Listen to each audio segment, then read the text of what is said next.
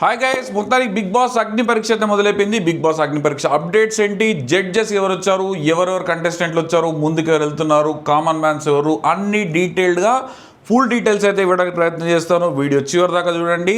చూసే ముందర ఒక లైక్ కొట్టి ముందుకెళ్ళండి. సో మొత్తానికి అనుకున్నట్టు బిగ్ బాస్ అగ్ని పరీక్ష అయితే మొదలైపోయింది. షూట్ ఆల్రెడీ 2 days షూట్ అయితే కంప్లీట్ అయిపోయింది బిగ్ బాస్ అగ్ని పరీక్షలో. ముందు మనం చెప్పుకున్నట్టుగా నవదీప్, అభిజిత్, బిందు మాధవి ముగ్గురు అయితే జడ్జెస్గా వచ్చారు. ముగ్గురు రఫ్ ఆడిచ్చేస్తున్నారు. ఈ ముగ్గురు జడ్జెస్ గురించి మనం ఫస్ట్ మాట్లాడుకుందాం. ఫస్ట్ మాట్లాడుకుంటే Abhijeet season 4 winner Abhijit.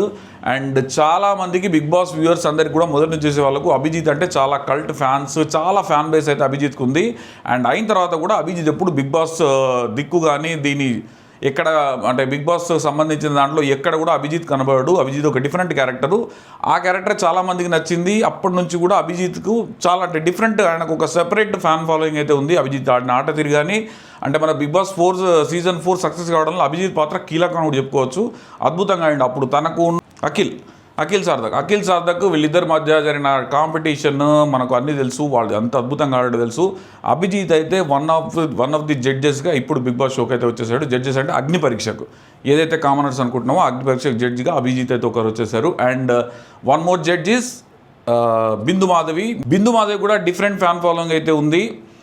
So అందరికి తెలిసిన విషయం ఏంటంటే బిందు మాధవి కూడా మంచి జడ్జి అనే చెప్పుకోవాలి. సో అగ్ని పరీక్ష జడ్జెస్ విషయంలో బిగ్ బాస్ టీం చాలా కేర్ తీసుకుందనే చెప్పాలా. బికాస్ ఈ ముగ్గురు కూడా ఎవరైతే ముగ్గురు వచ్చారో ఈ ముగ్గురు కూడా బిగ్ బాస్ అయిపోయిన తర్వాత బిగ్ బాస్ గురించి పట్టించుకున్న వాళ్ళు కాదు, ఎక్కడ బిగ్ బాస్ గురించి మాట్లాడిన వాళ్ళు కాదు.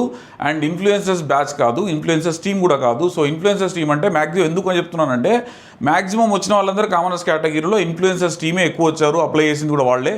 సో వాళ్ళకి ఇన్ఫ్లుయెన్స్ కావద్దంటే బిగ్ బాస్ వాళ్ళు తీసుకున్న కేర్ఫుల్ స్టెప్ ఏంటంటే ఈ ఇన్ఫ్లుయెన్సర్స్ టీం నుంచి కాకుండా డిఫరెంట్ యాంగిల్స్ తీసుకోవాలి. పబ్లిక్ ఎవరైతే ఆమోదం ఉందో, ఎక్కువ మంది ఫ్యాన్స్ ఎవరైతే ఉన్నారో వాళ్ళని తీసుకోవాలని ఆలోచించి తీసుకున్నట్టున్నారు. సో పర్ఫెక్ట్ ముగ్గురు జడ్జి అయితే సెట్ చేశారు. సో థర్డ్ జడ్జి మనం మాట్లాడుకున్నట్టుగా నవదీప్ నాకు పర్సనల్గా చాలా ఫేవరెట్. సీజన్ 1లో కనుక స్టార్టింగ్లో వచ్చి ఉంటే నవదీప్ విన్నర్ అయ్యే మెటీరియల్. యాక్చువల్గా 8 సీజన్లు plus Bigg Boss OTT season ఈ అన్నింటిలో కలిపితే కూడా నవదీప్కి ఒక సెపరేట్ ఫాలోయింగ్ ఉంటుంది. నవదీప్ అనేవాడు అసలు బిగ్ బాస్కి ఒక మనిషి ఎలా ఉండాలని, ఎలా ఎంటర్టైన్ చేయాలి, because is a hero and entertainer. Navdeep పంచులు కానీ నవదీప్ టైమింగ్ కానీ ఎక్స్ట్రాడినరీగా ఉంటుంది. సో ఈ ముగ్గురు జడ్జెస్ కూడా సెట్ మీద కూడా అల్లల్లాడే చేస్తున్నాడు. Specially Navdeep and Abhijeet fire కూడా అయినాడంట. సో ఆ డీటెయిల్స్ అన్ని కూడా మాట్లాడుకుందాం. సో ప్రాసెస్ ఏంటి మనం ఫస్ట్ మాట్లాడుకుందాం. సో ఈ ప్రాసెస్లో పట్ల గ్రూప్ డిస్కషన్స్ మనం అనుకున్నట్టుగా లక్షల్లో రాలేదు అప్లికేషన్లు, 15,000 20,000 అప్లికేషన్స్ వచ్చినాయి. సో అందులోంచి ఒక 200 మెంబర్స్ని ఫైనల్ చేసి మళ్ళీ అందులోంచి 45 మెంబర్స్ని ఫైనల్ చేశారనమాట. ఈ 45 మెంబర్స్కు ఇప్పుడు అగ్ని పరీక్ష జరగబోతుంది మనం ఇదివరకు చెప్పుకున్నట్టు. సో షూట్ అయితే ఆల్రెడీ స్టార్ట్ అయింది. సో షూట్ ఎలా స్టార్ట్ అయింది ఏంటంటే ఫస్ట్ ఒక్కొక్క జడ్జికి ఒక 15 మంది, రోజుకు 15 మంది చొప్పున 2 days 30 మెంబర్స్ అయితే అయ్యారు. ఇందులో చాలామంది ఫిల్టర్ అవుతున్నారు. ఫిల్టర్ ప్రాసెస్ ఏంటంటే ఈ ముగ్గురు జడ్జిలకు ఒక్కొక్కరికి 5-5గురిని ఇలా పంపించారనమాట. గ్రూప్ డిస్కషన్స్ అన్నీ అయిపోయినాయి. విచిత్రమైన విషయం ఏంటంటే గ్రూప్ డిస్కషన్లలో కూడా డిఫరెంట్గా తీసుకున్నారంట. గ్రూప్ డిస్కషన్లో ఎవరైతే ఓవర్గా రియాక్ట్ అయ్యారో క్రింజ్ బ్యాచ్ అంటారు కదా, అలాంటి వాళ్ళని కూడా చాలామంది తీసుకొచ్చారు. ఎందుకంటే చాలామంది బయట ఇప్పుడు ఇన్ఫ్లుయెన్సర్స్ కానీ బిగ్ బాస్ పోవాలనుకున్న ఆస్పిరెంట్స్ కానీ మమ్మల్ని పిలవట్లేదు, మమ్మల్ని చేయట్లేదు అని చెప్పేసి సోషల్ మీడియాకి ఎక్కి గగ్గోలు పెడుతున్నారు కదా. కొంతమంది క్రింజ్ బ్యాచ్ ఉన్నారు, మీ అందరికీ తెలుసు కదా ఆ క్రింజ్ బ్యాచ్ ఎవరో. వాళ్ళ పేర్లు ఏం తెలుసుకోలేదు, చాలా క్రింజ్ బ్యాచ్ అయితే ఉంది. వాళ్ళందరూ కూడా బిగ్ బాస్ టీంను బద్నాం చేస్తున్నారనమాట. మమ్మల్ని తీసుకోవట్లేదు, మమ్మల్ని పిలవట్లేదు. సో బిగ్ బాస్ టీం ఏం చేశారు, వీళ్ళందరినీ కూడా పిలిచేసి 45 మెంబర్స్ ప్రాబబుల్స్లో సెలెక్ట్ చేశారు. మినిమం డిగ్రీ క్యాండిడేట్ వీళ్ళందరినీ కూడా సెలెక్ట్ చేశారు. సెలెక్ట్ చేసిన తర్వాత వాళ్ళ ఉద్దేశం ఏంది, మిమ్మల్ని పిలవలేదని బదనాం వేసుకోవడం కన్నా పిలిచిన తర్వాత యూఆర్ నాట్ ఫిట్ అని చెప్పి పంపించేస్తే బెటర్ అనుకున్నారేమో, నాకైతే అలాగే అనిపించింది. సో అందరినీ కూడా తీసేసుకొని 40 మెంబర్స్లో చేశారు. ఈ 45 మెంబర్స్లోంచి మనకు బిగ్ బాస్ టీం అంటే బిగ్ బాస్ హౌస్లోకి వచ్చేవాళ్ళు 5 members or 6 members కామనర్స్ అయితే ఈసారి ఉండబోతున్నారు.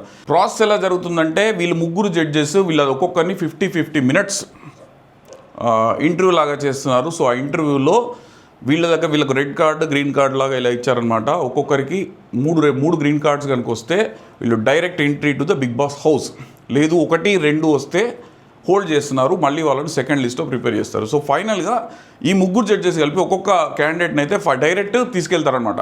45 మందిలోంచి 15 మందిని ఫైనల్ చేస్తారు ఈ ప్రాసెస్లో. అంటే నిన్న ఈరోజు జరిగిన ప్రాసెస్లో 15 మందిని ఫైనల్ చేస్తారు. ఈ 15 మందిలో కూడా ముగ్గురికి direct entry to the Bigg Boss house. మిగతా 12 మంది హోల్డ్ చేసేసి ఈ వీళ్ళలోంచి వీళ్ళకు గేమ్స్ ఇట్లాంటివన్నీ కండక్ట్ చేసి నెక్స్ట్ మనకు వాళ్ళకు ఓటింగ్లో కూడా తీసుకొస్తారు. ఇక్కడ నాకు ఒకటి అనిపించింది ఏంటంటే ఈ డైరెక్ట్ వెళ్ళిన వాళ్ళకన్నా ఎవరైతే హోల్డ్లో ఉండి పబ్లిక్ ఓటింగ్కి వచ్చి ముందుకు వెళ్తారో వాళ్ళకే అడ్వాంటేజ్ ఉంటుంది. ఎందుకంటే వాళ్లకు ఈ ఓటింగ్ అనేది స్టార్ట్ అయిపోతుంది. ఫస్ట్ ఒక వారం 10 రోజులు ఓటింగ్ అనేది స్టార్ట్ అయిపోతుంది కనుక వాళ్ళకి అడ్వాంటేజ్ ఉంటుంది. వాళ్ళకు ఫ్యాన్ బేస్ అంటూ ఒకటి క్రియేట్ అవుతుంది. సో వాళ్ళకు రెగ్యులర్ ఓటేసే వాళ్ళు తయారవుతారు కనుక వాళ్ళకే అడ్వాంటేజ్ ఉంటుంది. ఈ ముగ్గురు మనం డైరెక్ట్ అక్కడ చూస్తాం కనుక వీళ్ళకి ఎక్కువ అడ్వాంటేజ్, వాళ్ళకన్నా ఎక్కువ అడ్వాంటేజ్ వీళ్ళకి ఉండకపోవచ్చు. సో ఇది జరుగుతున్న విషయం. సో ప్రాసెస్ లోపల మన నవదీప్ గారు అల్లల్లాడిచ్చేస్తున్నారంట మన సెట్ లోపల. క్వశ్చన్స్ కానీ ఇవన్నీ నవదీప్ చాలా ఎనర్జెటిక్ కదా. అండ్ అభిజిత్కి ఒక డిఫరెంట్ స్టైల్ ఉంది. అభిజిత్కి ఒక అమ్మాయితో గొడవ కూడా అయింది, కొంత ఫైరింగ్ కూడా అయిందంట. సో ఆ ఫైరింగ్ అనేది నేను పేర్లు అన్నీ రివీల్ చేయొద్దని అనుకుంటున్నాను. నేను ఓవర్గా రివీల్ చేసేస్తే మీకు అది చూసే ఎగ్జైట్మెంట్ ఉండదు, కాబట్టి ఆ పేర్లు ఇవన్నీ నేను రివీల్ చేయదలుచుకోలేదు.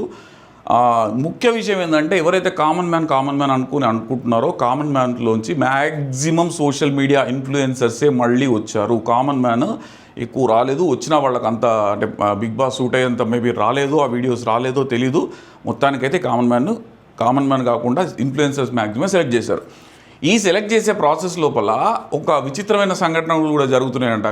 అక్కడ ఏం జరుగుతుందంటే ఫాలోవర్స్ ఎక్కువ మంది ఉన్న వాళ్ళు మేము సెలెక్ట్ అయిపోతాం, మాకు 5 లక్షల ఫాలోవర్స్ 10 లక్షల ఫాలోవర్స్ ఉన్నారు అంటే అక్కడ ఒక బిగ్ బాస్ టీం ఇచ్చిన ట్విస్ట్ ఏంటంటే ఓవర్గా ఫాలోవర్స్ ఉన్న వాళ్ళని కూడా సెలెక్ట్ చేయట్లేదంట.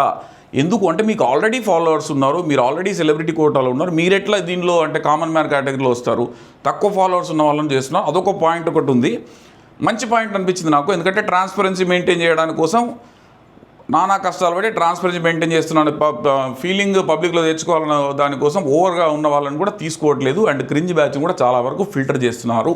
ఈ క్రింజ్ బ్యాచ్ అంటే మీకు తెలుసు. సో వాళ్ళు ఎక్కువ మంది వస్తే ప్రాబ్లం అవుతుంది. అండ్ గ్రూప్ డిస్కషన్స్లో జరిగినప్పుడు కూడా కొంతమంది ఇప్పుడు మన సాఫ్ట్వేర్ ఇండస్ట్రీలో గ్రూప్ డిస్కషన్స్లో ఎక్కువ మాట్లాడడం ఇట్లా కాకుండా పాయింట్ టు పాయింట్ మాట్లాడిన వాళ్ళకి మాత్రమే తీసుకుంటారు. బట్ ఇక్కడ ఎంటైర్లీ డిఫరెంట్గా ఉంది స్టోరీ. కొంతమంది ఎక్కువ మాట్లాడిన వాళ్ళను అంటే బిగ్ బాస్ హౌస్లో అంత నీట్గా ఉండే వాళ్ళే కావాలని కాదు కదా. బిగ్ బాస్ హౌస్లో క్రింజ్ బ్యాచ్ కావాలి, అరిచే వాళ్ళు కావాలి, కాంట్రవర్సీస్ కావాలి, ఇవన్నీ కావాలి కనుక వాళ్ళ ప్రాస్పెక్టివ్లో ఆలోచిస్తూ అంటే జడ్జెస్కి ఫీడింగ్ ఇచ్చి ఉంటారు. సో వాళ్ళ ప్రాస్పెక్టివ్ ఆలోచిస్తూ వాళ్ళు ఏదైతే పారామీటర్స్ పెట్టుకున్నారో దాని ప్రకారమే ముందుకెళ్తున్నారు. సో మొత్తానికి కొంత ట్రాన్స్పరెన్సీ అయితే మెయింటైన్ చేస్తున్నారు. అంటే వీళ్ళు అనుకునే క్యాల్కులేషన్స్ కాకుండా కొంతమంది గ్రూప్ డిస్కషన్లో ఓవర్గా మాట్లాడిన వాళ్ళని కూడా కొంతమందిని తీసుకున్నారు. ఎందుకు తీసుకున్నారు అంటే వాళ్ళకి అదే కావాలి, వాళ్ళు నెక్స్ట్ లెవెల్లో ఫైనల్ చేస్తారు. మళ్ళీ ఈ జడ్జెస్ ఇచ్చిన ముగ్గురిని కాకుండా మళ్ళీ ఇద్దరు మన ఓటింగ్లో వస్తారు.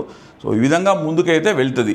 సో షో ఎప్పటి నుంచి టెలికాస్ట్ అవుతుంది అంటే 22nd or 23rd నుంచి టెలికాస్ట్ అవుతుంది. జియో హాట్స్టార్లో టెలికాస్ట్ అవుతుంది. అండ్ భారీగా వేస్తారు సెట్లు ఇవన్నీ కూడా.